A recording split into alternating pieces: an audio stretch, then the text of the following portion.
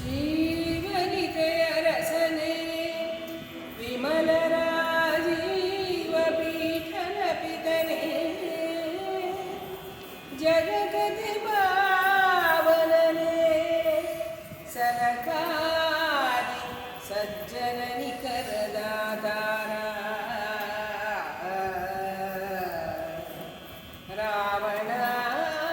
ರಾವಣಾಸುರಮಥನ ಶ್ರವಣ ಸುಧಾ ವಿನೂತನ ಕಥನ ಕಾರಣ ಕಾವುದು ಆನದ ಜನವ ಗರುಗಿನ ವೀರನಾರಾಯಣ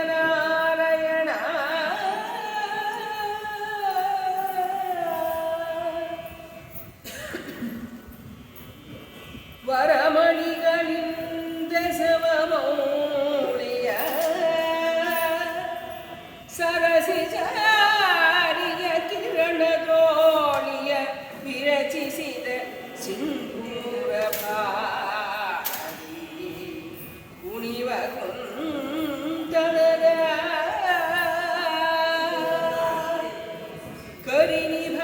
ಕರಿನಿಭಾಕೃತಿಯ ನಿಪವದನದ ಕರದ ಭಾಷದ ಮೋದಕದ ವಿಸ್ತರದ ಗಣಪತಿ ಮಾಡಿನಗೆ ನಿರ್ವಿಘ್ನದಾಯಕವ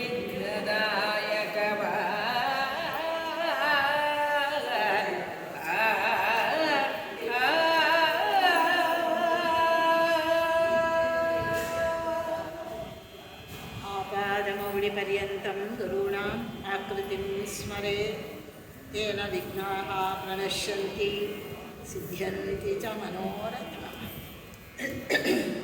आपदाम् अपहर्तारं दातारं सर्वसम्पदां लोकाभिरामं श्रीरामं भूयो भूयो नमाम्यः।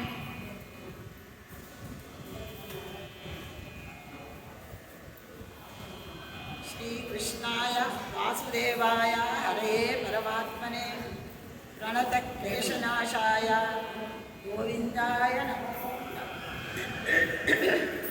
नमो नमो नमो नमः नतस्मिते सदा परं समस्तसद्गुणावृतं नमामि ते पदं पुनः। नमो नमो अगण्यगुणैकधाम्ने समस्तविज्ञानमरीचिमालिने अनाद्यविज्ञानतमोनिहन्त्रे परामृतानन्दपदप्रदाय कल्याणाद्भुतगात्राय कालिदार्थप्रदायिने श्रीमद्वेङ्कटनाथाय श्रीनिवासाय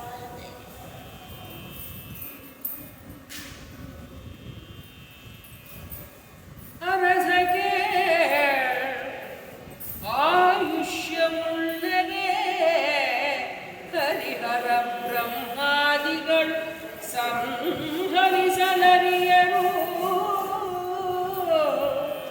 ಬರಿದೆ ದೈನ್ಯಂ ಪಡುವುದೀರೋಗ ಭರತ ವಂಶದ ಬಾಹಿರರು ನಿಮ್ಮರಸುಗಳು ಭೀಮಂಗೆ ಮಾಡಿದ ಹುರಿಯರು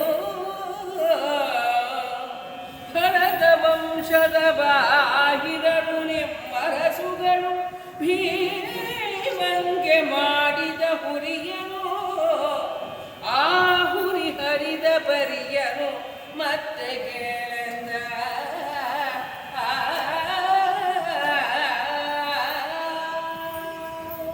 ಭಯಂಕರವಾದ ವಿಷಸರ್ಪಗಳಿಂದ ಕಚ್ಚಿಸಿ ಘಾಸಿ ಮಾಡಿದರು. ಬದುಕಿ ಬೇಸವ ನಡಿಗಡಿಗೆ ಭೀಮ. ಆದರೆ ಭೀಮ ಪರಮಾತ್ಮನ ದಯೆಯಿಂದ ಬದುಕಿ ಬರ್ತಾ ಇದ್ದಾನೆ ಎಲ್ಲ ಆಪತ್ತುಗಳಿಂದ.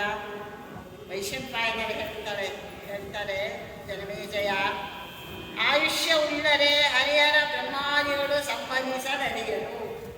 ಭಗವಂತ ಆಯುಷ್ಯ ಅಂತ ಒಂದು ಕೊಟ್ಟಿದ್ರೆ ಎಲ್ಲಿ ಏನು ಬೇಕಾದರೂ ಆಗಲಿ ಭಗವಂತ ಕಾಪಾಡಿಬಿಡ್ತಾನೆ. ಪರೀಕ್ಷಿತನನ್ನ ಗರ್ಭದಲ್ಲಿ ಕಾಪಾಡಿದ ಭಗವಂತ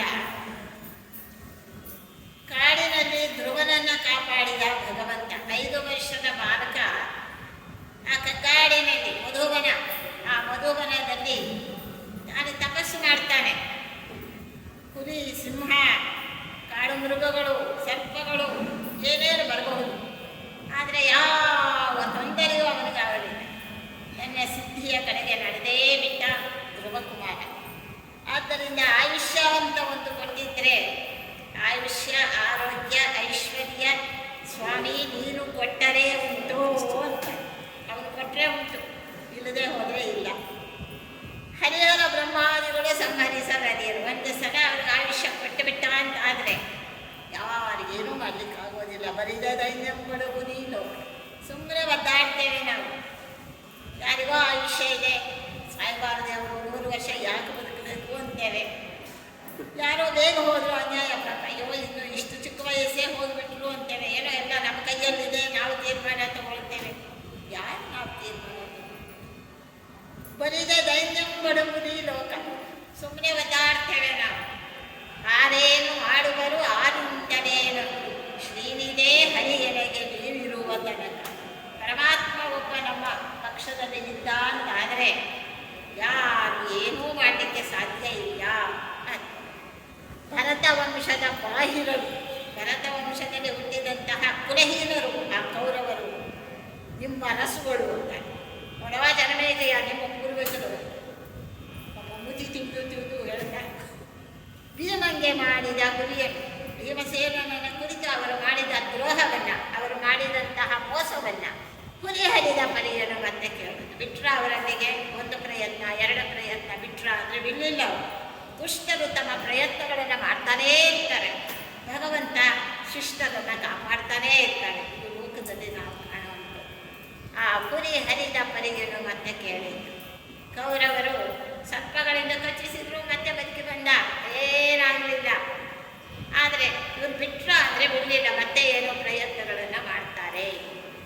ಕಾಳಕೂಟ ಹಲಾಹಲವ ಕಾರ್ಕೊಲ ದಾರದ ವತ್ಸನಾಭಿಕರಾಳ ಸೌರಾಷ್ಟ್ರಿಕವ ಶೌಕ್ಲಿಕ ಸುಪ್ರದೀಪಕವ ಹೇಳಲರಿದು ಎನಿಪ 8 ವಿಷವನು ಮೇಳವಿಸಿ ಬಳಿ ಕುಳಿದ ಮಧುರ ವಿಚಾರ ವಸ್ತುಗಳಿಂದ ಕಜ್ಜಾಯಗಳನ್ನು ಮಾಡಿಸಿದ.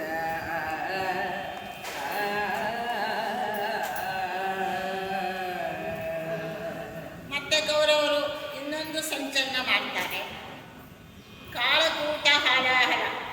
ಕಾಳಕೂಟ ಅದರ ಹೆಸರೇ ಕಾಳಕೂಟ ನೋಡಿ. ಹಲಾಹಲ ಅಂದರೆ ವಿಷ. ಕಾರ್ಕೋಲ, ಕಾಳಕೂಟ ಒಂದು. ಕಾರ್ಕೋಲ ದಾರದ, ವತ್ಸನಾಭಿ, ಕರಾಳ, ಸೌರಾಷ್ಟ್ರಿಕ, ಶೌಕ್ಲಿಕ, ಸುಪ್ರದೀಪಕ ಅಂತ ಹೇಳಿ ಅರಿದನಿಪ 8 ವಿಷಯಗಳು, 8 ರೀತಿಯ ಭಯಂಕರ ವಿಷಯಗಳನ್ನು ತರಿಸಿದನಂತೆ. ಮೇಳವಿಸಿ ಅವುಗಳನ್ನೆಲ್ಲ ಒಟ್ಟಿಗೆ ಕೂಡಿಸಿದ. ಆ 8 ವಿಷಯಗಳನ್ನು ಬಳಿಕ ಉಳಿದ ಮಧುರ ವಿಶಾಲ ವಸ್ತುಗಳಿಂದ ಕಜ್ಜಾಯಗಳ ಮಾಡಿ ಬಹಳ ರುಚಿಕಟ್ಟಾದಂತಹ ಕಜ್ಜಾಯವನ್ನು ಮಾಡಿಸಿದನಂತೆ. ಅದರಲ್ಲಿ ಈ ವಿಷವನ್ನು ಬೆರೆಸಿದ್ದಾನೆ ದುರ್ಯೋಧನ. 8 ಭಯಂಕರ ವಿಷಯಗಳನ್ನು ಒಟ್ಟಿಗೆ ಸೇರಿಸಿ ಬೆರೆಸಿಬಿಟ್ಟಿದ್ದಾನೆ. ಇಟ್ಟಿಸಿದರೆ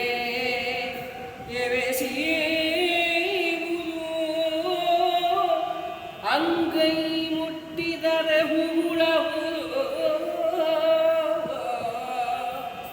ಬಳಿಕವನಟ್ಟ ಕೈ ಕರಣದ ಸುವಾರದ ವಿದ್ಯವೇ ನರಿದು ಕೊಟ್ಟರೀ ತಂಗೆಲ್ಲವರು ಜಗಜಟ್ಟಿ ಹಾಯಿಕಿಕೊಂಡು ನುಣ್ಣನೆ ಚಿಟ್ಟು ಮುರಿಯಾಟದಲ್ಲಿ ಸದೆದನು ಮತ್ತೆ ಕೌರವರ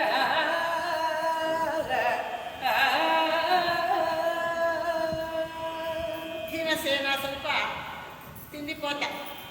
ಏನು ಕೊಟ್ಟರು ತಿಂದು ಬಿಡ್ತಾನೆ, ಏನು ಕೊಟ್ಟರು ಜೀರ್ಣಿಸಿಕೊಳ್ತಾನೆ. ಸ್ವಲ್ಪ ತಿನ್ನುವ ಚಪಲ ಅಂತ ತೋರಿಸಿಕೊಡ್ತಾನೆ. ಮಹಾನುಭಾವರವರು, ವಾಯುದೇವರು ಅವರೇನಂತವರಲ್ಲ. ಆದರೆ ಈ ದುಷ್ಟರಿಗೆ ಬುದ್ಧಿ ಕಲಿಸೋದಕ್ಕಾಗಿ ಹಾಗೆ ಮಾಡ್ತಾರೋ. ಆ 8 ವಿಷಯಗಳನ್ನು ವಿಷಗಳನ್ನು ಸೇರಿಸಿ ಕಜ್ಜಾಯವನ್ನು ಮಾಡಿಸಿದ. ಎಂಥ ವಿಷ ಅದು ಅಂದರೆ ಕಿಟ್ಟಿಸಿದರೆ ಸೀಯುವುದು. ಅದನ್ನು ದೃಷ್ಟಿಸಿ ನೋಡಿಬಿಟ್ರೆ ಕಣ್ಣು ಸೀದು ಹೋಗ್ತಾ ಹೋಗುತ್ತೆ, ಅಂಥ ಭಯಂಕರ ವಿಷ. ಅಂಗೈ ಮುಟ್ಟಿದರೆ ಅಗುಳಹುದು. ಅಂಗೈಯಲ್ಲೇನಾದರೂ ಆ ವಿಷವನ್ನು ಮುಟ್ಟಿಬಿಟ್ರೆ ಕೆಲವು ರಾಸಾಯನಿಕ ಪದಾರ್ಥಗಳನ್ನು, ದ್ರವ್ಯಗಳನ್ನು ವಿಜ್ಞಾನಿಗಳು ಕೈಯಿಂದ ಮುಟ್ಟೋದಿಲ್ಲ. ಅದಕ್ಕೆ ಬೇರೆಯೇ ರೀತಿಯಿಂದ ಅದನ್ನು ಪ್ರಯೋಗ ಮಾಡ್ತಾರೆ ಹೊರತು ಅವುಗಳನ್ನು ಕೈಯಿಂದ ಮುಟ್ಟಲಿಕ್ಕೆ ಹೋಗೋದಿಲ್ಲ. ಯಾಕೆಂದರೆ ಸುಟ್ಟಾಗುವಂಥ ಸ್ವಭಾವ ಇರುತ್ತೆ. ಅಂಗೈ ಸೀಯುವುದು, ಅಗುಳಹುದು ಅಂದರೆ ಬೊಬ್ಬೆಗಳು ಬಂದು ಬಿಡುತ್ತದಂತೆ ಅದನ್ನು ಮುಟ್ಟಿದರೆ. ಬಳಿಕವನ ಅಡ್ಡ ಕೈಕಾರಣದ ಸುಖವಾರದ ವಿದ್ಯೆಗಳು. ಅದನ್ನು ಹೇಗೆ ಅಡುಗೆ ಮಾಡಿದರು ಕಜ್ಜಾಯದಲ್ಲಿ ಹಾಕಿ ತಾನು ಹೇಗೆ ಅದನ್ನು ಮಾಡಿದನೋ ದೇವರಿಗೆ ಗೊತ್ತು ಅಂತ ಅಡುಗೆ ಮಾಡಿದರು. ಸುವಾರದ ವಿದ್ಯೆವೇನು. ಇನ್ನು ಅಡುಗೆ ನೈಪುಣ್ಯವನ್ನು ಹೊಗಳಬೇಕಾದದ್ದೇ. ಕೊಟ್ಟರಿ ತಂಗೆಲ್ಲವನು. ಅವುಗಳನ್ನೆಲ್ಲ ತಂದು ಕಜ್ಜಾಯ ಭಾಳ ರುಚಿಯಾಗಿದೆ. ವಿಮಾನ ತುಂಬ ಇಷ್ಟ ಅಲ್ವಾ, ತಿಂದು ಓಡ್ರಿ ಇಲ್ಲ. ಭೀಮ ಏನು ಬೇಡ ಗೀಡ ಅಂತೇನು ಉಚ್ಚಾರ ಮಾತು ಹೇಳಲಿಲ್ಲ. ಹೊಡಿ ತಿಂತೇನೆ ಅಲ್ಲ. ಕೊಟ್ಟರಿ ತಂಗೆಲ್ಲವನು ಜಗಜಟ್ಟಿ ಹಾಕಿಕೊಂಡು ಮುನ್ನನೆ ಚಿಟ್ಟು ಮುರಿಯ ಆಟದಲ್ಲಿ ಸೆಳೆದನು ಮತ್ತೆ ಹೋದನು. ಆ ವಿಷದ ಪರಿಣಾಮ ಅವನ ಮೇಲೆ ಆಯಿತೆ ಅಂದರೆ ಏನಾಗಲಿ, ಜೀರ್ಣಿಸಿಕೊಂಡ. ಯಾಕೆ ಅಂದರೆ ನಾನು ಮೊದಲೇ ಹೇಳಿದ್ದೇನೆ, ಅವನ ಜಠರದಲ್ಲಿ ಹೆಬ್ಬೆರಳು ಗಾತ್ರದ ಜಠರಾಗ್ನಿ ಇದೆ ಅವನ ನಾಭಿಯಲ್ಲಿ. ಅದಕ್ಕೆ ಅವನು ವೃಕೋದರ, ವೃಕ ನಾಮಕ ಅಗ್ನಿ. ಆ ಜಠರಾಗ್ನಿಗೆ ವೃಕ ಅಂತ ಕರೀತಾರೆ. ವೃಕ ನಾಮಕ ಅಗ್ನಿ ಇದೆ. ಏನು ಕೊಟ್ಟರು ಭಸ್ಮ ಆಗಿಬಿಡ್ತದೆ. ಎಂಥ ವಿಷ ಕೊಟ್ಟರು ಕೂಡ ಜೀರ್ಣ ಆಗಿಬಿಡ್ತದೆ. ತಿಂದ ಎಲ್ಲವನ್ನ ತಿಂದ. ಇನ್ನೂ ಇದ್ರೆ ಕೊಡಿ ಅಂತ. ಆಶ್ಚರ್ಯ ಆಯಿತು. ಜಗಜಟ್ಟಿ ಹಾಕಿಕೊಂಡು ಎಲ್ಲವನ್ನ ನುಣ್ಣಿ ನೀರು ಕುಡಿದು ನುಣ್ಣನೆ ಚಿಕ್ಕ ಮುರಿಯ ಆಟದಲ್ಲಿ ಸೆಳೆದನು ಮತ್ತೆ ಗೌರವ. ಬಂದರು ಆಟಕ್ಕೆ ಅಂತ, ಮುಟ್ಟಾಟ ಅಂತ ಓಡೋದು, ಯಾರಾದರೂ ಹಿಡಿಯೋದು ಮುಟ್ಟಾಟ. ಆ ಮುಟ್ಟಾಟದಲ್ಲಿ ಅವರನ್ನು ಚೆನ್ನಾಗಿ ನುಣ್ಣಗೆ ಮಾಡಿಬಿಡ್ತಂತೆ. ನಾವೆಲ್ಲ ನುಣ್ಣಗಾಗಿದ್ದು ನಿಮ್ಮನ್ನು ನುಣ್ಣಗೆ ಮಾಡ್ತೇನೆ ಅಲ್ಲಿ. ಮಡುವಿನಲ್ಲಿ ಹಾಯ್ತಿದಿರಿ ಹಾವಿನ ಹೆಡೆಯ ಕೊಂಡೂರಿದಿರಿ. ಬಲು ವಿಷದಡಿಗೆಗಳ ಮೆಲಿಸಿದಿರಿ. ಬಲ್ಲಂದದ ವಿಕಾರದಲ್ಲಿ ಕೆಡಹಲವು ಮಾಡಿದಿರಿ. ಓರ್ವನ ಕಡಿದು ಶಾಕಿನಿಯರಿಗೆ ರಪುತವ ಕುಡಿಸಿದಲ್ಲದೆ ಮುನ್ನ ಸಾವೆನೆ ಕೇಳಿ ನೀವೆಂದ. ಭೀಮ ಹೇಳ್ತಾನೆ, ಎಲ್ಲೋ ದುರ್ಯೋಧನಾದಿಗಳೇ, ನೀವು ನನಗೆ ಒಂದೊಂದ ಹಾಡ್ತೀರಿ. ಮೊಡವಿನಲ್ಲಿ ಹಾಕಿದ್ದೀರಿ, ನನ್ನನ್ನು ಹಾಳುಬಾವಿಯಲ್ಲಿ ಕಟ್ಟಿ ಹಾಕಿದ್ದೀರಿ. ಹಾವಿನ ಹೆಡೆಯ ಕೊಂಡು ಊರಿದ್ದೀರಿ. ಹಾವಿನ ಹೆಡೆಯ ವಿಷವನ್ನು ತಂದು ನನಗೆ ಊರಿದಿರಿ ಅಂದರೆ ಚೆನ್ನಾಗಿ ಕಚ್ಚಿಸಿ ವಿಷ ಒಳಗೆ ಹೋಗುವಂತೆ ಮಾಡಿದಿರಿ. ಬಲು ವಿಷದ ಅಡಿಗೆಗಳ ನೆಲೆಸಿದಿರಿ. 8 ಬಗೆಯ ಭಯಂಕರ ವಿಷಗಳನ್ನು ಸೇರಿಸಿ ಅಡುಗೆ ಮಾಡಿಸಿ ನನಗೆ ಸಿಹಿ ಇಷ್ಟ ಅಂತ ಹೇಳಿ ಎಲ್ಲ ತಿನ್ನಿಸಿದ್ರಿ. ಕೆಡಹಳನ್ನು ಮಾಡಿದಿರಿ. ನನ್ನನ್ನು ಕೊಂದು ಬಿಡಬೇಕು, ಬೀಳಿಸಿ ಬಿಡಬೇಕು, ನನ್ನನ್ನು ಇಲ್ಲದೆ ಮಾಡಬೇಕು ಅಂತ ಬಹಳ ಪ್ರಯತ್ನ ಮಾಡಿದ್ದೀರಿ. ಬಲ್ಲಂದದ ವಿಕಾರದಲ್ಲಿ ಗೊತ್ತಿದ್ದವೆಲ್ಲ ಬುದ್ಧಿವಂತಿಕೆಯಿಂದ ಖರ್ಚು ಮಾಡಿದ್ದೀರಿ. 3 ವರ ಕಡಿದು ಶಾಕಿನಿಯರಿಗೆ ರಕುಟವ ಕುಡಿಸಿದಲ್ಲದ ಮುನ್ನ ಸಾವೇನೆ ಅಂತ. ನಾನು ಸಾಯಬೇಕು ಅಂತ ಇಷ್ಟೆಲ್ಲ ಮಾಡಿದ್ದೀರಲ್ವ, ಸಾಯೋದಿಲ್ಲ ಅಂತ. ಯಾವಾಗ ಕಾಲ ಬಂದಾಗ ಸಾಯ್ತೇನೆ, ನೀವು ಸಾಯಿಸಬೇಕು ಅಂದರೆ ಸಾಯಬೇಕಾಗೋದಿಲ್ಲ ನಾನು ಹೇಳ್ತಾನೆ. ನಿಮ್ಮ 100 ಜನನನ್ನು ತುಂಡು ಮಾಡಿ ಕಡಿದು ಶಾಕಿನಿ ಯಾಕಿನಿಯವರು ಭೂತ ಪ್ರೇತಗಳು ಕರೆದು ಅವರಿಗೆ ಔತಣ ಮಾಡಿಸಿ ರಕ್ತವನ್ನು ಕುಡಿಸಿ ನಿಮ್ಮ ರಕ್ತವನ್ನು ಆಮೇಲೆ ಸಾಯ್ತೇನೆ. ನನ್ನ ಕಾಲ ಆವಾಗ ಮುಗಿಯುತ್ತದೆ, ಆವಾಗ ಸಾಯ್ತೇನೆ, ನೀವು ಸಾಯೋದಿಲ್ಲ, ನೀವು ಬೇಕಾದ ಮಾಡಿ ಅಂತ ಎದುರಿಗೆ ಹೇಳ್ತಾ ಇದ್ದಾನೆ ಭೀಮಸೇನ. ಒಳಗೆ ಬೆಳೆದುದು ವೈರಶಿಖಿ ಕಡೆಗಳಗೆ ಹಾಯ್ದುದು ಜನನಿ ಜನಕರ ಬಲು ನುಡಿಗಳಲ್ಲಿ ನೂರ್ವರಿದ್ದರು ಶಕುನಿ ಮತವಿಡಿದು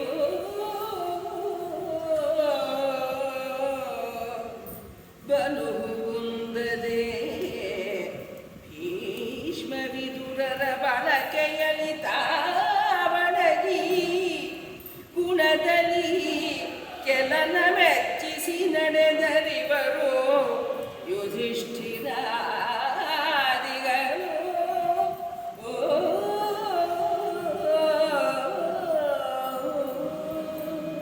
ಹೀಗೆ ಒಳಗೊಳಗೇನೆ ಅವರ ಆ ದ್ವೇಷ ಬೆಳೀತಾ ಹೋಗ್ತಂತೆ.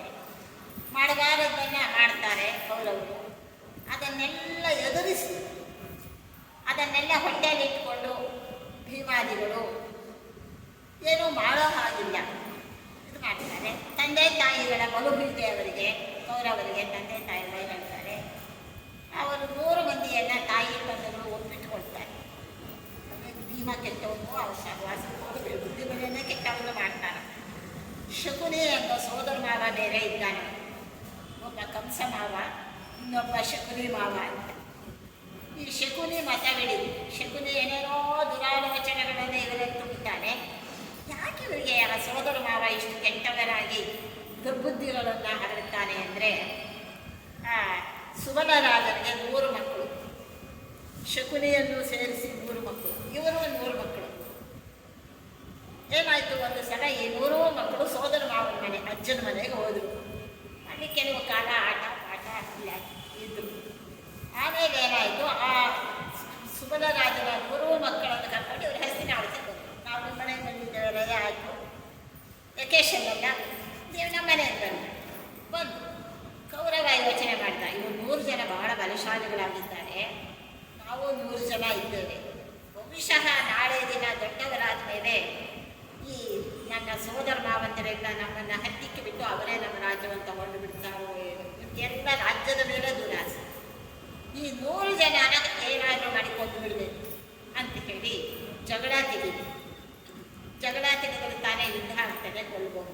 ಅದಕ್ಕೋಸ್ಕರ ಏನು ಮಾಡಿದ, ಅವರು ಬರುವ ರಥಗಳ ರಸ್ತೆಯಲ್ಲಿ ದೊಡ್ಡ ದೊಡ್ಡ ಕಲ್ಲು ಬಂಡೆಗಳನ್ನು ಹಾಕಿಸಿದ. ಹಸ್ತಿನಾವತಿಯ ಹತ್ತಿರ ಬಂದಾಗ ಯಾರು ಹಾಕಿಸಿದ್ರು ತೆಗಿಸು ಅಂತ ಹೇಳಿ ದೊಡ್ಡ ಜಗಳ ಆಯಿತು. ಕೊನೆಗೆ ದುರ್ಯೋಧನನೇ ಇದು ಮಾಡಿದ್ದಾನೆ ಅಂತ ಅವ್ರಿಗೂ ಗೊತ್ತಾಯಿತು. ದೊಡ್ಡ ಹಠಾಪಿಕೆ ಆಯಿತು, ಯುದ್ಧ ಆಯಿತು. ಆ 100 ಜನನ ಕೊಂದು ಹಾಕಿದ. ಶಕುನಿ ಒಬ್ಬ ಉಳ್ಕೊಂಡ. ಆ 100 ಜನನ ಕೊಲ್ಲಲಿಲ್ಲ, ಅವರು ಕೊಲ್ಲಬೇಕು ಅಂತ ಹೇಳಿ ಸೆರೆಮನೆಯಲ್ಲಿ ಉಳಿಸಿಬಿಟ್ಟ. ಸೋದರ ಮಾವಂದಿರಲ್ಲ, ತಾಯಿಗೆ ಗೊತ್ತಿಲ್ಲ, ತಂದೆಗೂ ಗೊತ್ತಾಗಲಿಲ್ಲ. ಆಮೇಲೆ 100 ಜನನೂ ಕೂಡ ಸೆರೆಮನೆಯಲ್ಲಿ ಹಾಕಿ ಅವರಿಗೆ ಒಂದೊಂದು ಅಗಳ ಅನ್ನ ಕೊಡೋದಂತೆ. ಒಂದೇ ಅಗಳು, ಸಾಯಬಾರ್ದು ಬದುಕಬಾರ್ದು ಕೊಟ್ಟ. ಆ 100 ಜನ ಭಾಳ ಬುದ್ಧಿವಂತರು, ಅದಕ್ಕೆ ಶಕುನಿ ಬುದ್ಧಿ ಅಂತಾರೆ, ದುರಾಲೋಚನೆಯ ಬುದ್ಧಿ ಅವರು. ಅದನ್ನೆಲ್ಲ ವಿಚಾರ ಮಾಡಿದ್ರು, ಈ ಒಂದು ಅಗಳ ಅನ್ನ ತಿಂದು ನಾವು ಆ ಕಡೆ ಸಾಯೋ ಹಾಗಿಲ್ಲ, ಈ ಕಡೆ ಬದುಕೋ ಹಾಗಿಲ್ಲ. ಈ ರೀತಿ ಇರೋದಕ್ಕಿಂತ 100 ಜನದ 100 ಅಗಳನ್ನು ಒಬ್ಬ ತಿಂದು ಬದುಕಿದರೆ ಅವನು ಇವರ ಮೇಲೆ ದ್ವೇಷ ತೀರಿಸ್ಕೊಳ್ಳಿಕ್ಕೆ, ಛಲ ತೀರಿಸ್ಕೊಳ್ಳಿಕ್ಕೆ ಆಗ್ತದೆ ಅಂತ ಒಂದು ದಿನ ಕೂತ್ಕೊಂಡು ಆಲೋಚನೆ ಮಾಡಿದ್ರು. ಆವಾಗ ಯಾರಂತ ಕೆಲಸ ಮಾಡು ಅಂತ ಬುದ್ಧಿವಂತ ಯಾರು ಬದುಕಿ ಉಳಿಬೇಕು. ಆಮೇಲೆ ಈ ದುರ್ಯೋಧನಾದಿಗಳನ್ನು ಬಗ್ಗು ಬಡಿಬೇಕು. ಆ ಚಾತುರ್ಯ ಬೇಕು, ಬುದ್ಧಿವಂತಿಕೆ ಬೇಕು. ಯಾಕೆಂದರೆ ಇವನು ಬಲಿಷ್ಠ, ಭರತ ವಂಶದವರು ಬಹಳ ಬಲಿಷ್ಠರು, ಕೆಟ್ಟವರು. ಇವರನ್ನು ಎದುರು ಹಾಕಿಕೊಂಡು ಇವರನ್ನು ನಿರ್ನಾಮ ಮಾಡಬೇಕು ಅಂದರೆ ಅವರಿಗಿಂತ ಹೆಚ್ಚು ಬುದ್ಧಿ ಇರಬೇಕು. ಯಾರಿಗಿದೆ ಆ ಬುದ್ಧಿ? ಅದಕ್ಕೆ ಅವರು ಯೋಚನೆ ಮಾಡಿದರಂತೆ. ನೋಡಿದ್ರು, ಒಂದು ಇರುವೆ, ಒಂದು ಅಸ್ಥಿ, ಯಾವುದೋ ಒಂದು ಯಮಿಕೆ ಅಂತಾರೆ, ಒಂದು ಮೂಳೆ, ಆ ಮೂಳೆಯನ್ನು ಕೊರೆದುಕೊಂಡು ಒಳಗಡೆ ಹೋಗ್ತಾ ಇದ್ದದ್ದನ್ನು ನೋಡಿದ್ರು. ಇರುವೆಗೆ ಬಹಳ ಶಕ್ತಿ ಇರ್ತದೆ. ಆಗ ಅವರು ಹೇಳಿದರು, ಈ ಮೂಳೆಯನ್ನು ತೂತು ಮಾಡಿ ದಾರವನ್ನು ಕೊಡಿಸಬೇಕು.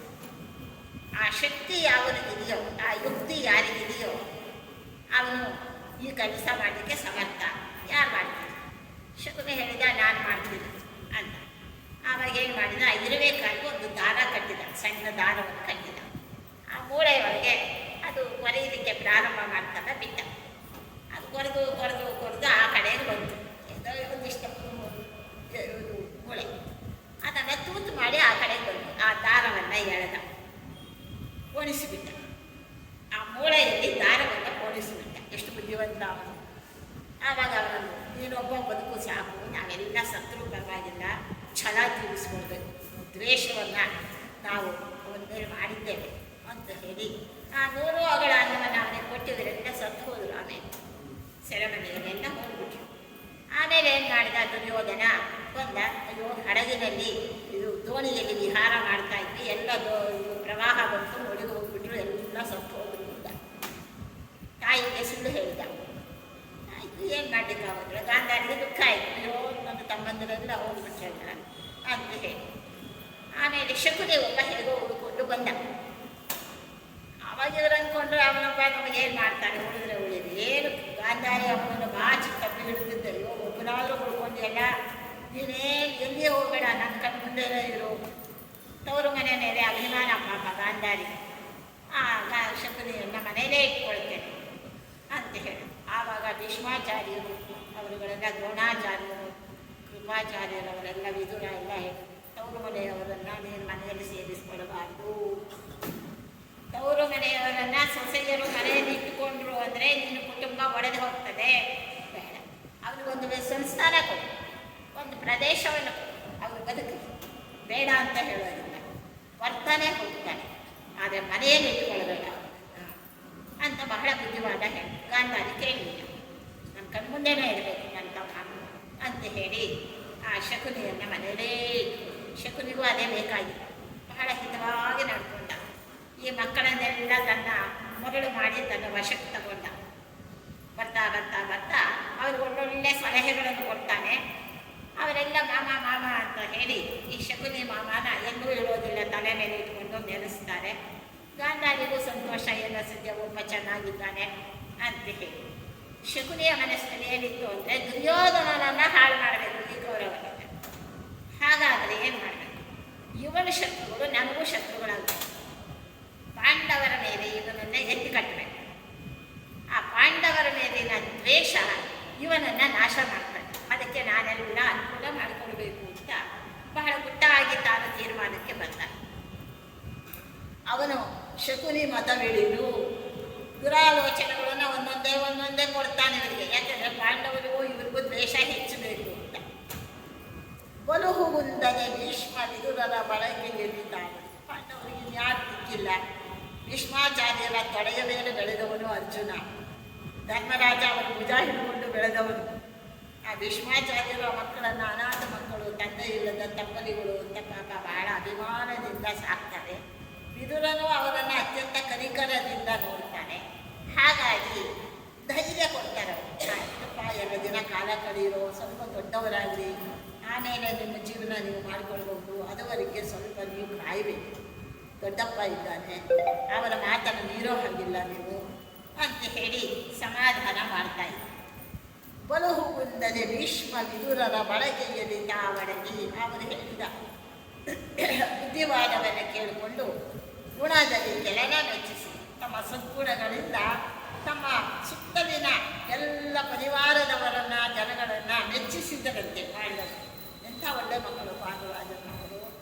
ಇವರು ಈ ಕೌರವರ ಅಹಂಕಾರಿಗಳು, ಇವರ ದರ್ಪ ಏನು, ಇವರ ಅಹಂಕಾರ ಏನು, ಇವರ ವೈಭವ ಏನು, ತಪ್ಪದಿಗಳು ಅಂತ ಹೇಳಿ ಎಲ್ಲರೂ ಇವರ ಬಗ್ಗೆ ಕನಿಕರ, ಪ್ರೀತಿ, ಏನು ಗುಣ ಅವರಲ್ಲಿ, ಎಷ್ಟು ವಿನಯ ಅಂತ ಹೇಳಿ ಎಲ್ಲರೂ ಮೆಚ್ಚಿಕೊಂಡು ನಡೆದಾಡಿ ಇವರು ಯುಧಿಷ್ಠಿರಾಗಿ ಹೀಗೆ ಇವರು ಜನಪ್ರಿಯರಾದರು. ಕೌರವರು ಅಷ್ಟೇ ಜನನಿಂದಲೇ ಗುರಿಯಾದರು. ಆಟದಲ್ಲಿ ತೊಡಗಿದರು ಮೊದಲಲ್ಲಿ, ತೋಟಿಯನ್ನು ಸಾಕು ಈತಗಳ ಕಾಲಾಟವನ್ನು ನಿಲ್ಲಿಸುವನು. ಶಸ್ತ್ರಾಸ್ತ್ರ ಪ್ರಸಂಗದಲ್ಲಿ ಆಟವಿಂಗರು ಇವತ್ತಿನಲ್ಲಿ ಬರಿದು ಒಳತೋಟಿ ಬರಿದೆ ಬಿಡದು. ಮೃತ್ಯುವಿನೂಟ ಮುಂದಿಹುದು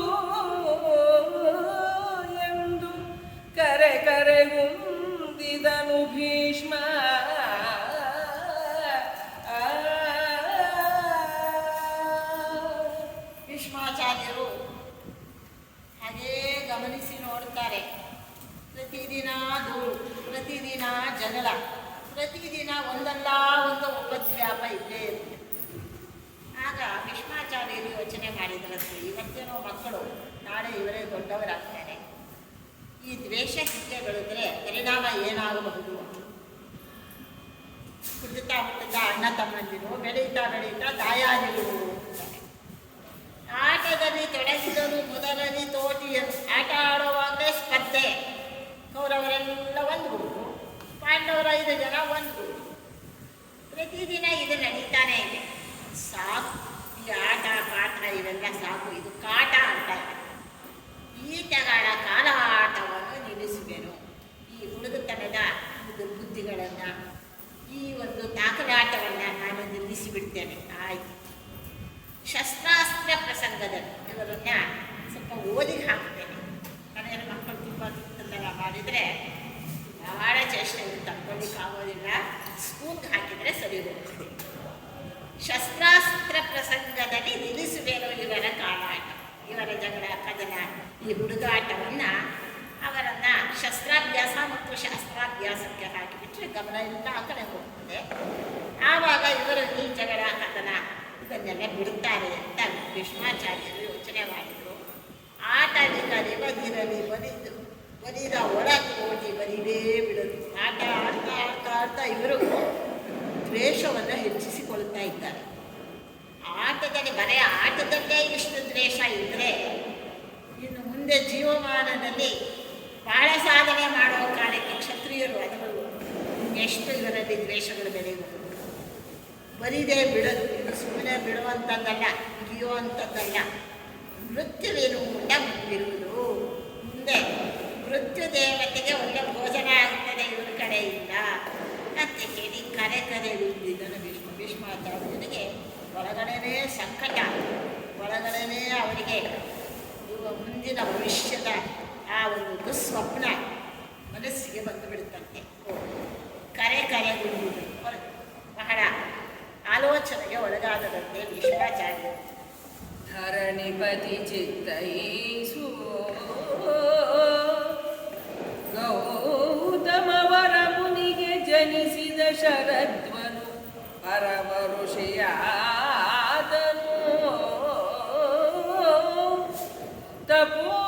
ತಪೋಯುತನಾಗಿ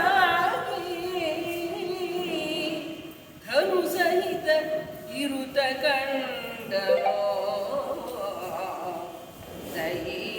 ದೈವಗತಿಯಲಿ ಸುರವಧುವನು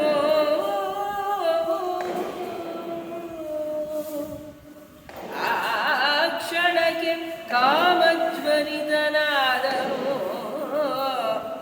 ಚಲಿಸಿತು ಆತನ ವೀರ್ಯವರಿಯಲಿ.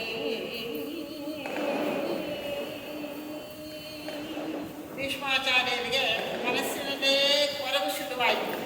ಅದರಿಂದ ಏನಾದರೂ ಮಾಡಿ ಒಳ್ಳೆ ಗುರುಗಳನ್ನು ಹುಡುಕಿ ಶಸ್ತ್ರಾಭ್ಯಾಸ ಮತ್ತು ಶಾಸ್ತ್ರಾಭ್ಯಾಸಕ್ಕೆ ಇವರನ್ನು ನಾನು ತಲ್ಲೀನಗೊಳಿಸಬೇಕು, ಗಮನ ಆ ಕಡೆ ಹೋಗುವಂತೆ ಮಾಡಬೇಕು ಅಂತ ಹೇಳಿ ಮನಸ್ಸಿನಲ್ಲಿ ಯಾವ ಗುರುಗಳನ್ನು ಹುಡುಕಿದೆ. ಯಾವ ಸ್ಕೂಲ್ಗೆ ಹಾಕಬೇಕು, ಮಗು ಹುಟ್ಟಿದ ತಕ್ಷಣವೇ ಇವು ಪ್ರಾರಂಭ ಆಗ್ತದೆ. ಯಾವ ಸ್ಕೂಲ್ನಲ್ಲಿ ರಿಜಿಸ್ಟರ್ ಮಾಡಿಸ್ಬೇಕು, ಯಾವ ಶಾಲೆಗೆ ಹಾಕಬೇಕು ಅಂತ ಚಿಂತೆ ಆಗ್ತದೆ. ಒಂದು ಮಗುವಿಗಾಗಿ ಗರ್ಭಕ್ಕೆ ಬಂದಾಗಲೇ ಮಗುವನ್ನು ಯಾವ ಸ್ಕೂಲಿಗೆ ಸೇರಿಸಬೇಕು ಅನ್ನೋ ಚಿಂತೆ ಬರ್ತದಂತೆ ಇವಾಗ. ಅಂದಮೇಲೆ 100 ಮಕ್ಕಳು, 105 ಮಕ್ಕಳು, ಅದನ್ನು ಯಾವ ಗುರುಗಳಲ್ಲಿ ಬಿಡಬೇಕು, ಏನು ಮಾಡಬೇಕು ಚಿಂತೆ ಆಗ್ತಾ ಇದೆ. ಅಷ್ಟು ಹೊತ್ತಿಗೆ ಏನಾಯಿತು, ವೈಶಂಪಾಯನವರು ಹೇಳ್ತಾರೆ, ಗೌತಮ ವರಮುನಿಗೆ ಜನಿಸಿದ ಶರದ್ವನು ಅಂತ ಹೇಳಿ ಶರದ್ವಂತ ಅಂತ ಕರೀತಾರೆ. ಆ ಋಷಿಯವರು ಪರಮ ಋಷಿ. ಆತನು ತಪೋಯುತನಾಗಿ ಧನು ಸಹಿತ ಇರುತ್ತ ಕಂಡನು ದೈವಗತಿಯಲ್ಲಿ ಸುರವಧುವನ್ನು. ತಪಸ್ಸು ಮಾಡ್ತಾ ಇದ್ದಾನೆ ಧನು ಸಹಿತ. ತಪಸ್ಸು ಮಾಡ್ತಾ ಇದ್ದ ಋಷಿ ಆದರೂ ಕೂಡ ಅವನು ಬಿಲ್ಲು ಬಾಣಗಳಲ್ಲಿ ಅತ್ಯಂತ ಅಭಿಮಾನ. ಕ್ಷತ್ರಿಯೋಚಿತವಾದ ಬಿಲ್ಲು ಬಾಣಗಳನ್ನು ಜೊತೆಗಿಟ್ಟುಕೊಂಡೇ ಇರ್ತಾನೆ. ಅಂಥ ಒಬ್ಬ ಋಷಿ ಅವರು. ಒಂದಾನೊಂದು ದಿನ ದೈವಗತಿ ಅಂದರೆ ಭಗವಂತನ ಸಂಕಲ್ಪದಂತೆ ಜಾನಪದಿ ಅನ್ನತಕ್ಕಂಥ ಒಬ್ಬ ಅಪ್ಸರೆಯನ್ನು ನೋಡಿದ. ಸುರವಧು ಒಬ್ಬ ಅಪ್ಸರೆಯನ್ನು ನೋಡಿದ. ಅವಳ ಹೆಸರು ಜಾನಪದಿ ಅಂತ ಹೇಳಿ. ದೈವಗತಿಯಲ್ಲಿ ಸುರವಧುವನ ಕಂಡನು, ಕ್ಷಣಕ್ಕೆ ಕಾಮಜ್ವರಿತನಾದನು. ಪರಮಾತ್ಮನ ಆ ಒಂದು ಗುಣಾನುಬಂಧ ಹೇಗಿರ್ತದೆ ಅಂತ ಹೇಳಿ ಗೊತ್ತಾಗೋದಿಲ್ಲ. ಅವನ ಸಂಕಲ್ಪ ಶಕ್ತಿಯಲ್ಲಿ ಏನೇನು ವ್ಯತ್ಯಾಸಗಳಾಗ್ತದೆ. ಅವಳನ್ನು ನೋಡಿದ ಕ್ಷಣ ಇವನಿಗೆ ಮೋಹ ಉಂಟಾಯಿತಂತೆ. ಆ ಜಾನಪದಿಯನ್ನು ನೋಡಿದ ಕ್ಷಣ ಚಲಿಸಿದ ಆತನ ವೀರ್ಯ ಅವನ ಆ ತಪಸ್ವಿ, ಎಂಥ ತಪಸ್ವಿ, ಅಗ್ನಿಯಂತಹ ವೀರ್ಯ ಅವನು. ಅಂತ ಮಹಾನುಭಾವನ ವೀರ್ಯ ಸ್ಖಲನ ಆಯಿತು, ಭೂಮಿಯಲ್ಲಿ ಬೀಳುತ್ತಾ ಇದೆ. ಅದು ಶರಸ್ತಂಭದಲ್ಲಿ ನೆಲೆಯಾದುದು ಮುನಿಚ್ಚುತ ವೀರ್ಯ ಮುನಿಸುತರುದಿಸಿದರು. ಶಂತನು ಮಹೀಪತಿ ಕಂಡು ಕೃಪೆಯಿಂದ ಸದನದಲ್ಲಿ ತನ್ಮಿಥುನವನು ಸಲಹಿದನು.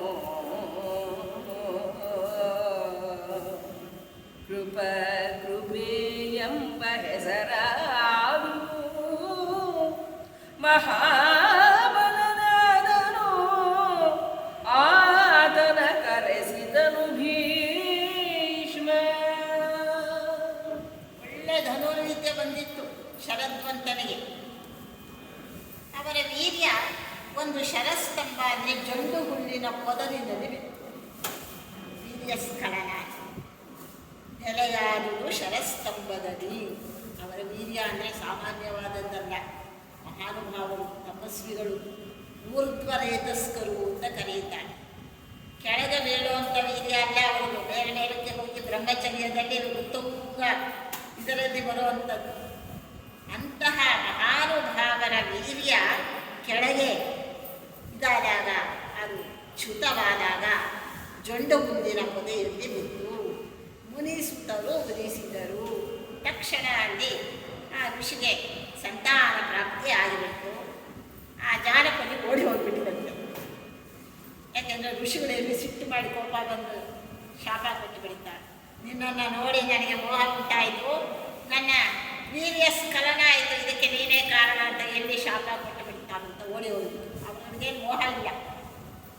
ಇವರು ಋಷಿ. ಆ ಜೊಂಡು ಹುಲ್ಲಿನ ಮೇಲೆ ವೀರ್ಯ ಬಿತ್ತು. 2 ಮಕ್ಕಳಾಯಿತು. ಇಬ್ಬರು ತಪಸ್ಸಿಗೆ ಹೋಗಿದ್ರು. ಯಾರೇ ಬೇಕಿ ಮಕ್ಕಳು ಅಂತ ಹೇಳಿ ನೋಡಿ, ಅವರಿಗೆ ಮೋಹ ಇಲ್ಲ, ನಿರ್ಮೋಹಿಗಳು. ಭಗವಂತನ ಸಂಕಲ್ಪ ಏನೋ ಅಂತ ಹೊರಟೋದು. ಮುನಿಸುತ್ತರು ಉದಿಸಿದರು. ಶಂತನು ಮಹೀಪತಿ ಕಂಡು ಕೃಪೆಯಿಂದ 2 ಮಕ್ಕಳು ಅಲ್ಲಿ ಹುಟ್ಟುಬಿಟ್ಟರು. 2 ದೊಡ್ಡ ವೀರ್ಯ ಬಿತ್ತೋ ಇಲ್ಲ, 2 ಮಕ್ಕಳ ಒಂದು ಉತ್ಪತ್ತಿ ಅಲ್ಲಿ ಆಯಿತು. ಆ ಮಕ್ಕಳು ಅಳ್ತಾ ಇದೆ ಗಂಡು ಹುಟ್ಟಿನ ಮೇಲೆ ಬಿದ್ದು. ಶಂತನು ಮಹಾರಾಜ ಭೀಷ್ಮಾಚಾರ್ಯರ ತಂದೆ ಬೇಟೆ ಆಡ್ತಾ ಆಡ್ತಾ ಆ ಪ್ರದೇಶಕ್ಕೆ ಬಂದ. ಮಕ್ಕಳು ಅಳೋ ಸದ್ದು ಕೇಳಿಸಿತು. ಇದೇನಿದು, ಈ ನಿರ್ಜಲವಾದ ಕಾಡಿನಲ್ಲಿ ಮಕ್ಕಳ ಅಳುವಿನ ಧ್ವನಿ ಕೇಳ್ತಾ ಇದೆಯಲ್ಲ, ನೋಡಿ ಅಂತ ಜೊತೆಯಲ್ಲಿದ್ದವರನ್ನು ಕಳಿಸಿದ. ಅವರು ಮುಂದೆ ಹೇಳಿದರು, ಸ್ವಾಮಿ, ಒಂದಷ್ಟು ದೂರದಲ್ಲಿ ಒಂದು ಹೆಣ್ಣು ಒಂದು ಗಂಡು ಈ ತಾನೇ ಹುಟ್ಟಿರೋ ಮಕ್ಕಳು ಅಳ್ತಾ ಇವೆ. ಓಡಿ ಬಂದ ಶಂತನು ಮಹಾರಾಜ. ಅಯ್ಯೋ ಅನ್ನಿಸ್ತು, ಯಾರು ನಿರ್ಮೋಹಿಗಳು ಬಿಟ್ಟು ಹೋಗಲ್ಲ. ಶಕುಂತಲೆಯನ್ನು ಹಾಗೆ ತಾನೇ ಬಿಟ್ಟು ಹೋಗಿದ್ರು.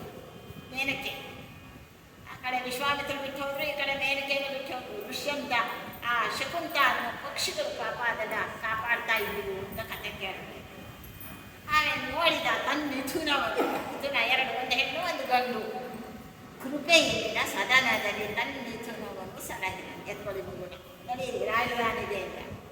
ಏನು ಪಾಪ, ಯಾರು ತಾಯಿ ಯಾರು ತಂದೆ ಒಂದು ಗೊತ್ತಾಗಲಿಲ್ಲ ಅಂತ ಹೇಳಿ ಆ ಹೆಣ್ಣು ಮತ್ತು ಗಂಡು ಮಗುವನ್ನು ತಾವು ಕರ್ಕೊಂಡು ರಾಜಧಾನಿಗೆ ಹೋದರು. ಅಲ್ಲಿ ಎಲ್ಲ ಸಕಲ ಇದಿದೆ, ಅವ್ರಿಗೆ ಅನುಕೂಲ ಇದೆ, ಚೆನ್ನಾಗಿ ಸಾಕಿದರು. ಶಂತನು ರಾಜನ ಕೃಪೆಗೆ ಅವರು ಪಾತ್ರರಾಗಿದ್ದರಿಂದ ಮಕ್ಕಳಿಗೆ ಕೃಪಿ ಅಂತ ಕರೆದರು. ಶಂತನುವಿನ ಕೃಪೆ, ಶಂತನುವಿನ ಕೃಪಿ. ಹೀಗೆ ಆ 2 ಮಕ್ಕಳನ್ನು ಬೆಳೆಸಿ ದೊಡ್ಡವರನ್ನಾಗೆ ಮಾಡ್ತಾ ಇದ್ದಾನೆ.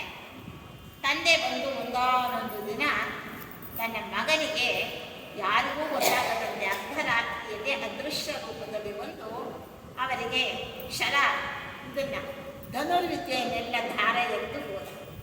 ತನ್ನ ಮಗ ಅನ್ನೋ ಮೋಹದಿಂದ ಧನುರ್ವಿದ್ಯೆಯನ್ನೆಲ್ಲ ಕೃಪಾಚಾರ್ಯರಿಗೆ ಧಾರೆ ಎರೆದು ಹೋದ. ಹಾಗಾಗಿ ಯಾರು ಗುರುಗಳೇ ಇಲ್ಲ ಅವರಿಗೆ. ಎಷ್ಟು ಚೆನ್ನಾಗಿ ಆ ಶಸ್ತ್ರಾಭ್ಯಾಸವನ್ನೆಲ್ಲ ಚೆನ್ನಾಗಿ ಕಳೆದು ಬಿಟ್ಟಿದ್ದಾರೆ.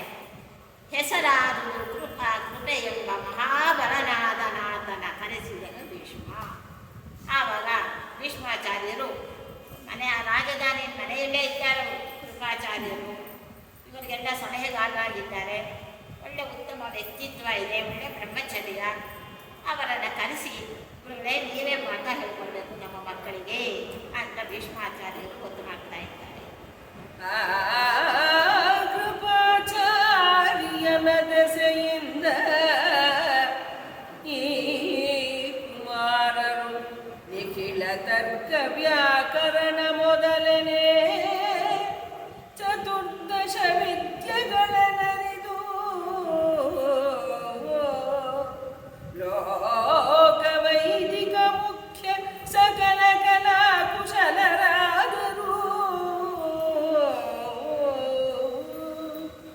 ಧನುಪ್ರವಿವೇಕ ನಿಪುಣರನು ಅರಸುತ್ತಿದ್ದನು ಮತ್ತೆ ಗಾಂಗೇಯ.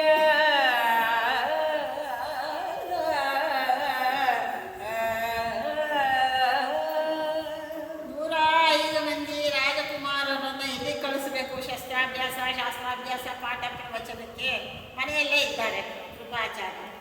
ಪ್ರೈಮರಿ ಸ್ಕೂಲ್ ಮೇಷ್ಟ್ರು. ಕೃಪಾಚಾರ್ಯರು ಪಾಂಡವರಿಗೆ ಕೌರವರಿಗೆ ಪ್ರೈಮರಿ ಸ್ಕೂಲ್ ಮೇಷ್ಟ್ರು. ಮೊದಲು ಪಾಠ ಅವರಿಂದಾನೇ ಆಗಿದ್ದಾರೆ. ಹಾಗಾಗಿ ಆ ಕೃಪಾಚಾರ್ಯರು ಚಿಕ್ಕ ಮಕ್ಕಳೆಲ್ಲ ನೀವೇ ಸಾಕು, ನೀವೇ ಪಾಠ ಮಾಡಿ. ಒಂದು ಕಡೆ ಶಾಸ್ತ್ರಾಭ್ಯಾಸ ಮಾಡಿಸ್ತಾರೆ, ಇನ್ನೊಂದು ಕಡೆ ಶಸ್ತ್ರಾಭ್ಯಾಸ ಮಾಡಿಸ್ತಾರೆ. ಅವರ ದೆಸೆಯಿಂದ ಕುಮಾರನು ನಿಖಿಲ ತರ್ಕ ವ್ಯಾಕರಣ ಇವೆಲ್ಲ ಕಲಿತು. ಇವೆಲ್ಲ ಯಾತಕ್ಕೆ ಬೇಕಾಗಿತ್ತು ರಾಜಕುಮಾರಿಗೆ ಅಂದರೆ ತರ್ಕವೂ ಬೇಕು, ವ್ಯಾಕರಣವೂ ಬೇಕು, ಛಂದಸ್ಸು ಬೇಕು, ನಿರುಕ್ತ ಜ್ಯೋತಿಷ ಎಲ್ಲ ಷಡಂಗಗಳನ್ನು ಕಲಿಯೋರು ಆಗಿನ ಕಾಲ. ಆಮೇಲೆ ಚತುರ್ದಶ ವಿದ್ಯೆಗಳನ್ನು ಅವ್ರಿಗೆ ಗೊತ್ತಿದ್ದಷ್ಟು ಕೃಪಾಚಾರ್ಯರು ನಿರ್ವಂಚನೆಯಿಂದ 14 ವಿದ್ಯೆಗಳು ಅಂತ ಹೇಳ್ತಾರೆ ಪ್ರಧಾನವಾಗಿ. ಆ 14 ವಿದ್ಯೆಗಳಲ್ಲಿ ಇವತ್ತು 64 ವಿದ್ಯೆಗಳು ಉಂಟಾಗಿದೆ. ಚತುರ್ಷಷ್ಠಿ ಕಲಾಪಂಡಿತರು, ವಿಜಯೇಂದ್ರ ತೀರ್ಥರು ಅಂತ ರಾಘವೇಂದ್ರ ಸ್ವಾಮಿಗಳಿಗೆ ಗುರುಗಳು ಸುಧೀಂದ್ರ ತೀರ್ಥರು. ಆ ಸುಧೀಂದ್ರ ತೀರ್ಥರಿಗೆ ಗುರುಗಳು ವಿಜಯೇಂದ್ರ ತೀರ್ಥರು ಅಂತ. ಅವರು 64 ವಿದ್ಯೆಗಳಲ್ಲಿ ಅವರು ನಿಪುಣರಾಗಿದ್ದಾರೆ. ಮಹಾನುಭಾವರು. ಯಾವತ್ತಾದರೂ ಒಂದು ದಿವಸ ಕಥೆ ಹೇಳಿದ್ರೆ ಭಾಳ ಆಶ್ಚರ್ಯವಾದ ಕಥೆ. ಹೀಗೆ ಇವರು ಕೂಡ ಚತುರ್ದಶ ವಿದ್ಯೆಗಳಲ್ಲಿ ತಕ್ಕ ಮಟ್ಟಿಗೆ ಪಾಂಡಿತ್ಯವನ್ನು ಪಡ್ಕೊಂಡ್ರು ಮಕ್ಕಳು. ಧನುಪ್ರವಿವೇಕ ನಿಪುಣರನ್ನು ಅರಸುತ್ತಿದ್ದನು. ಮತ್ತೆ ಭೀಷ್ಮಾಚಾರ್ಯರು ಹುಡುಗರು ದೊಡ್ಡವರಾಗ್ತಾ ಇದ್ದಾರೆ. ಹಾಗೋ ಹೀಗೋ ಹೈಸ್ಕೂಲ್ ಮುಗಿದು ಒಳ್ಳೆ ಕಾಲೇಜು ಸೇರಿಸಬೇಕು. ಯಾಕೆಂದರೆ ಹೆಚ್ಚಿನ ವಿದ್ಯಾಭ್ಯಾಸ ಇವರಿಗೆ ಆಗಬೇಕು. ಹೈಸ್ಕೂಲಲ್ಲಿ ಮಿಡ್ಲ್ ಸ್ಕೂಲ್ ಬಂದಾಗ ಹೈಸ್ಕೂಲಿಗೆ ಹೋಗ್ತಾ ಇರುವಾಗಲೇ ಶುರುವಾಗ್ತದೆ ತಂದೆ ತಾಯಿಗೆ ಯಾವ ಕಾಲೇಜಲ್ಲಿ ಸೀಟ್ ತಗೊಳ್ಬೇಕು ಅಂತ. ಹಾಗೆ ಇನ್ನೂ ಒಳ್ಳೆ ಧನುರ್ವಿದ್ಯೆಯಲ್ಲಿ ನೈಪುಣ್ಯ ಬರುವಂತಹ ಒಬ್ಬ ಒಳ್ಳೆಯ ಗುರುಗಳನ್ನು ಹುಡುಕಬೇಕು. ಎಲ್ಲಿ ಸಿಗ್ತಾರೆ ನೋಡಬೇಕು ಅಂತ ಇವರ ಮನಸ್ಸು ಆ ಕಡೆ ಇದು ಮಾಡ್ತಾ ಇದೆ. ಅಷ್ಟು ಹೊತ್ತಿಗೆ ಭರದ್ವಾಜರ ಮಕ್ಕಳಾದ ದ್ರೋಣಾಚಾರ್ಯರು ಹೇಗೆ ಹುಟ್ಟಿದರು, ಹೇಗೆ ಬಂದರು, ಅವರನ್ನು ಹೇಗೆ ಗುರುಗಳಾಗಿ ಸ್ವೀಕಾರ ಮಾಡಿದರು ಅನ್ನೋದನ್ನು ಮುಂದೆ ಒಂದೇ ಪದ್ಯದಲ್ಲಿ ಕುಮಾರವ್ಯಾಸ ಭಾಳ ಚೆನ್ನಾಗಿ ಹೇಳಿಬಿಡ್ತಾನೆ. ನಾವು ಅದಕ್ಕೆ 106 ಪದಗಳನ್ನು ಖರ್ಚು ಮಾಡಬೇಕಾ, ಆ ಕಥೆ ಹೇಳಬೇಕಾ. ದ್ರೋಣಾಚಾರ್ಯರು ಹುಟ್ಟಿದ್ದು ಹೇಗೆ, ಅವರ ವಿದ್ಯಾಭ್ಯಾಸ ಮಾಡಿದ್ದು ಹೇಗೆ, ಅವರ ಗೆಳೆಯ ಯಾರು, ಇದೆಲ್ಲ ವಿಚಾರಗಳನ್ನು ಹೇಳಿ ಅವರು ಹಸ್ತಿನಾವತಿಗೆ ಹೇಗೆ ಬಂದರು ಅನ್ನೋದನ್ನು ಈ ಮುಂದಿನ ಕಥೆಯಲ್ಲಿ ಹೇಳ್ತಾರೆ. ನಾಳೆ ದಿನ ನೋಡೋಣ. ಆದಷ್ಟು 6 ಗಂಟೆಗೆ ನೀವೆಲ್ಲ ಬರಲಿಕ್ಕೆ ನನ್ನ ಮೇಲೆ ಕೃಪೆ ಮಾಡಬೇಕು. 6 ಗಂಟೆಗೆ ನಾಳೆ ಬಂದರೆ ಇವತ್ತು ಸ್ವಲ್ಪ ತಡ ಆಯಿತು. ಯಾಕಂದರೆ ನಾನು ದಿನ ತಡ ಅಲ್ಲಿ ಇರಲಿಲ್ಲ ಅಂತ ನಾನು ತಡ ಮಾಡ್ತಿದ್ದೆ. ಹಾಗಾಗಿ ನೀವು ಇವತ್ತು ತಡವಾಗಿ ಬಂದಿದ್ದೀರಿ. ಆದ್ದರಿಂದ ನಾಳೆ 6 ಗಂಟೆಗೆ ಪ್ರಾರಂಭ ಮಾಡಲಿಕ್ಕೆ 6:15 ಮುಗಿಸೋಣ ಅಂತ ಹೇಳಿ ಇವತ್ತು ಅಲ್ಲಿ ಬರ್ತೀನಿ ಅಂತ ಹೇಳ್ತಿದ್ದೀನಿ. ದಯವಿಟ್ಟು ವೇದ ಪಾರಾಯಣದ ಫಲ ಗಂಗಾದಿ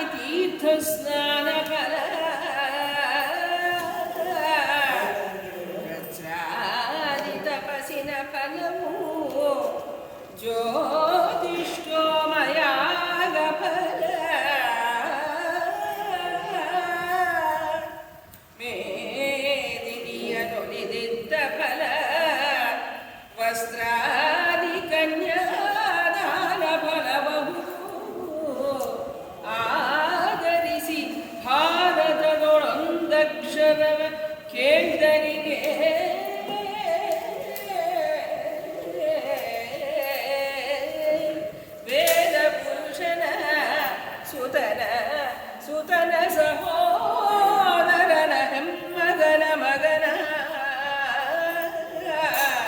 ತಳೋದರಿಯ ಮಾತುಳನ ರೂಪನನು ಅತುಳ ಭುಜಬಲದ ಕಾರಿಗೆಳಿದನ ಅಣ್ಣನ ಔಬೆಯ ನಾದಿನಿಯ ಜಠರದಲ್ಲಿ ಜನಿಸಿದ ಅನಾದಿ ಮೂರುತಿ ಕೃಷ್ಣ ಸಲಹೋ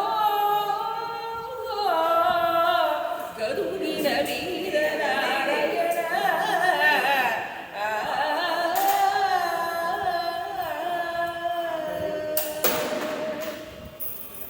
ಸಿಟ್ಟು ಮಾಡಿದರಂತೆ ಶ್ರೀಕೃಷ್ಣನಲ್ಲಿ ಕೊಟ್ಟು ಹುಟ್ಟದ ಮುನ್ನ ಈ ಸೃಷ್ಟಿಯಲ್ಲಿ ತಂದೆ ತಾಯಿಗಳ ಸೇವೆ ಒಂದಿನವೂ ಮಾಡಿಲ್ಲ.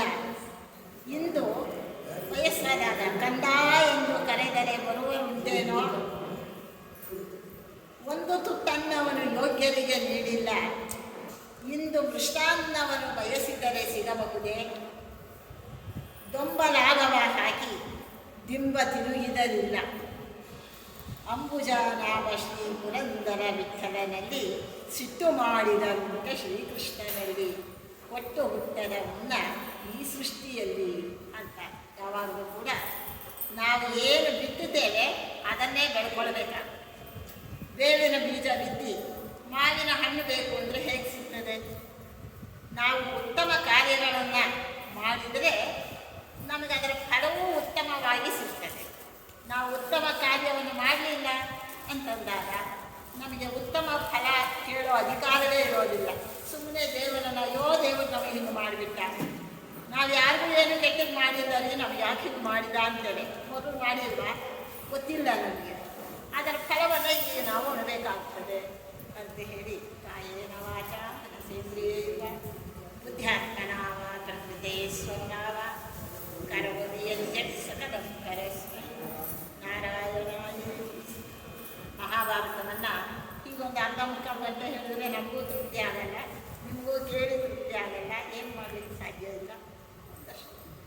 ನಾವು ಅಡ್ಜಸ್ಟ್ ಮಾಡ್ಕೊಳ್ಳೋದು.